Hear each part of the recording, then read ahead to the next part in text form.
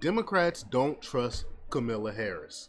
Um, some people believe this is why they did what they did as far as Biden dropping out and endorsing her, because they knew months ago that if it would have been a primary, if Biden would have dropped out earlier and it would have been a primary, Kamala Harris would have never got chosen because she's such a terrible candidate.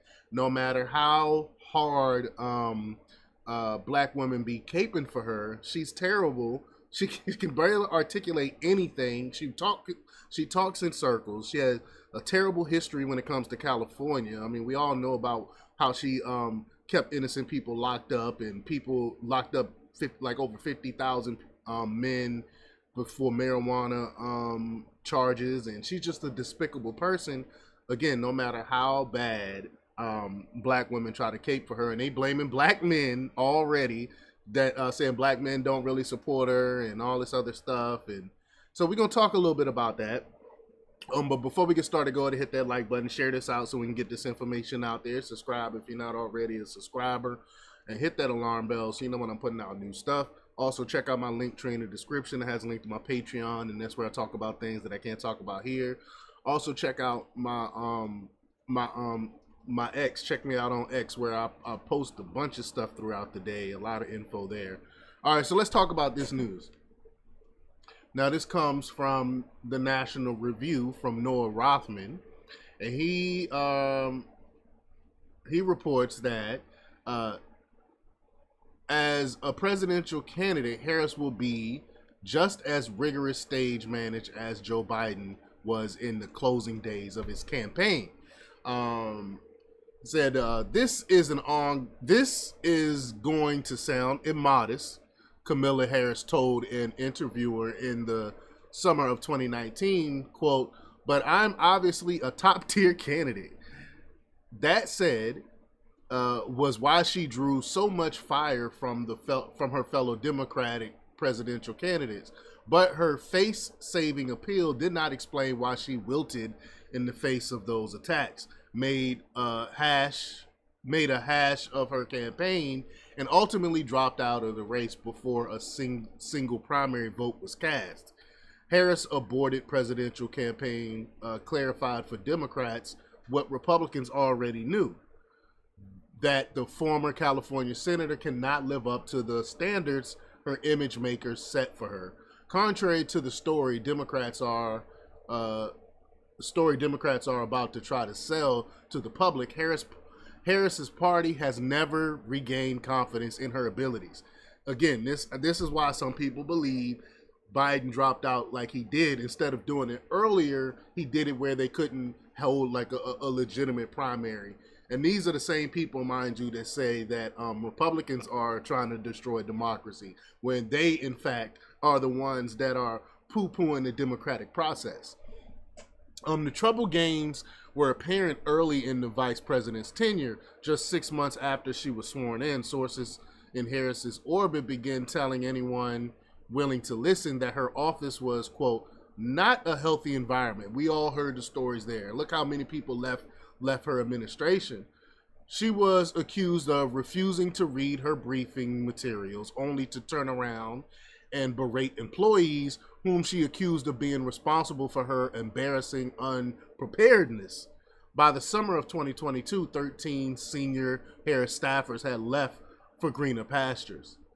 The chaos unfolded behind closed doors reinforced the impression she cultivated in public as a maladroit executive. The revolt of the staffers coincided with a one-on-one interview with NBC News reporter Lester Holt, in which Harris defended her failure to visit the rapidly deteriorating southern border by laughing awkwardly. This is why we call her Cackling Camilla. While insisting she hadn't been to Europe either. "I don't understand the point you're making," Harris insisted. No one else appeared similarly perplexed. Like, remember when she refused to visit the border or talk to border security about what was going on there? As New York Times reporter Stead Herndon later detailed, Harris and her allies were so demoralized by the vice president's faceplant that she withdrew from the public spotlight. Quote, over the following year, Harris traveled less often, he reported, and she mostly avoided further media interviews, preferring friendly settings like The View and a show on Comedy Central hosted by Charlamagne Tha God. Quote, whatever happened to Kamala Harris, Los Angeles Times columnist Mark Barabak asked in late 2021. Barabak attributed Harris's disappearing act to the demands of the vice presidency and the Biden's team allergy to the, quote, merit hint of personal ambition shown by the president's subordinates. But as CNN reported at the time, Harris was being managed by the White House in ways her supporters bitterly resented. Remember, people was like, let Camilla free and stuff like that. Quote, many in the vice president's circle fumed over the degree to which Harris was being sidelined, the dispatch revealed. The vice president herself has told several confidants she feels constrained in what she's able to do publicly.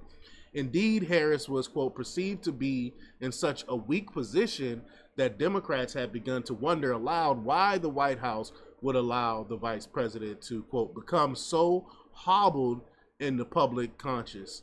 The assumption being that this was done to Harris rather than something she did to herself. Now, after spending the first 2 years of the Biden administration waiting without reward for the competent campaigner Democrats had been promised to emerge, Harris's allies began to show their impatience. The painful reality of Harris's vice presidency, Times reporter wrote in February 2023 after speaking to dozens of Democrats, was that, quote, she had not risen to the challenge of proving herself as a future leader of the party, much less the country. Mind you, this is the people who they want as president now.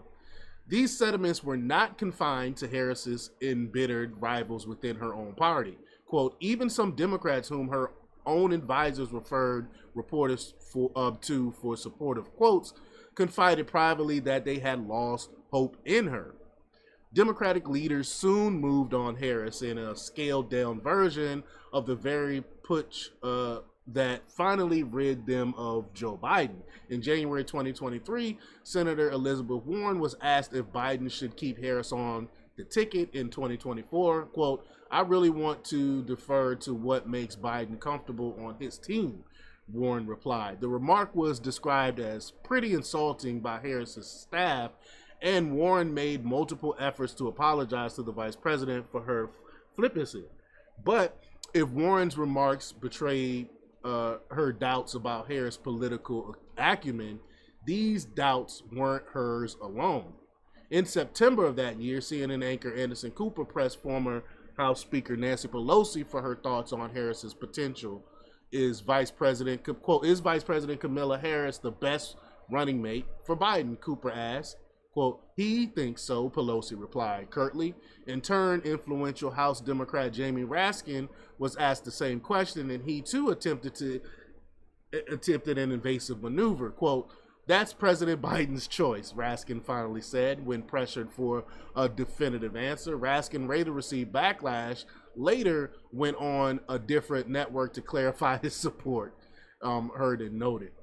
Today, for one of any realistic alternatives, Democrats are stuck with Harris at the top of the party ticket in November. But for all the party's public displays of bravado, Democrats appear to understand that the vice president needs to operate in a rigidly structured environment or else. Quote, Harris has been cautious and reluctant to participate in events that weren't tightly controlled, Axios reported on Monday. For example, when Harris was invited to attend a 2022 dinner at a house owned by the former owner of The Atlantic, David Bradley, Harris was so beset with anxiety that, quote, her staff had held a mock dinner beforehand. What? A mock dinner with her staffers, player participants? That is crazy. I've never heard of a mock dinner because you're so anxious. The preparation must have proven insufficient because in the end, Harris declined to attend. Now, this is who they want as the head of their party. She can't even talk at a dinner party. She had to have a mock dinner party, which was so bad they end up canceling the dinner party. I mean, this is who Democrats want for president. Democrats don't know what version of Kamala Harris they're getting, but they're not going to take any chances. As a presidential candidate, the vice president will be at least as rigorously stage managed as Joe Biden was in the closing days of his campaign. The party's prospect now rests on the skillful execution of a bait and switch. That's exactly what it is. Maintaining the party's enthusiasm for its new candidate demands the Democrats preserve the abstraction of Kamala Harris for as long as possible. So they're going to be hiding her like they hiding Biden. The moment she is expected to speak in extemporaneously at any length, the party is likely to encounter a bruising reminder of why they never trusted her in the first place. I can't wait for her to try to talk off the cuff and keep on repeating herself. It's tragic, and I'm all for it here. But y'all let me know what y'all think about this. Leave your comments down below. Like, share, and subscribe. And check out jjthepsychotherapist.com for the latest in news. Until next time, peace.